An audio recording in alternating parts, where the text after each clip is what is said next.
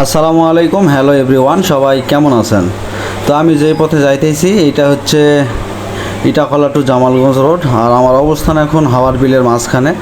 আর আমি যাচ্ছি বিলের ঘাটে, নিঃশব্দ নামক একটা জায়গায়, যেটা নতুন তৈরি হয়েছে বিলের ঘাটে, ওয়াচ টাওয়ার নামে পরিচিত, নিঃশব্দ ওয়াচ টাওয়ার।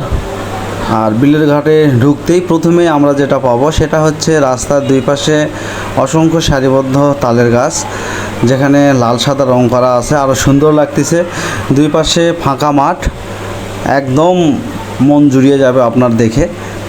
তো বিলের ঘাটের কাছাকাছি চলে আসছি, আর তাল গাছগুলা দেখতেই পারতেছেন কেমন সুন্দর দেখতে, একদম অসাধারণ।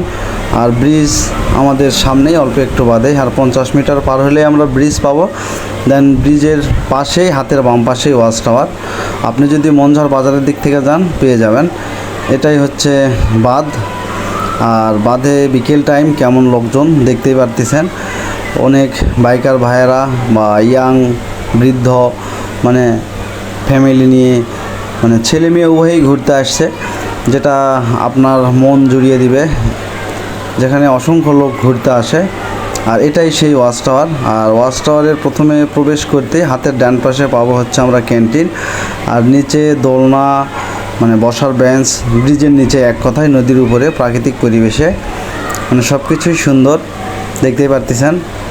আর এই ক্যান্টিন থেকে এখানে খাবার পরিবেশন করা হয়। আর ক্যান্টিনে আমাদের এক ব্রাদার আছে, তার থেকে আমরা জানবো তাদের ভবিষ্যৎ, মানে কি চিন্তাধারা আছে এখান থেকে। বর্তমানে পরিস্থিতি কিরকম ভাই?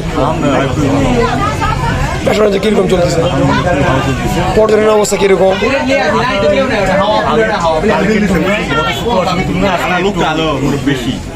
আর এতক্ষণ আমরা ভাইয়ের কথা শুনলাম, আর এখন যেটা আমরা দেখতে পাচ্ছি এটা বৃষ্টির সময়ের মানে আবহাওয়া। এখান থেকে বৃষ্টির সময়ের ফিলটা নিলে আপনি আরও মজা পাবেন। মানে নদীর উপরেই ব্রিজ, একদম ক্লিয়ার মানে দেখা যাচ্ছে, আর পাশেই নদী একদম কানায় কানায় ভরপুর, যেটা আপনার মন একবারেই মুগ্ধ করে দিবে।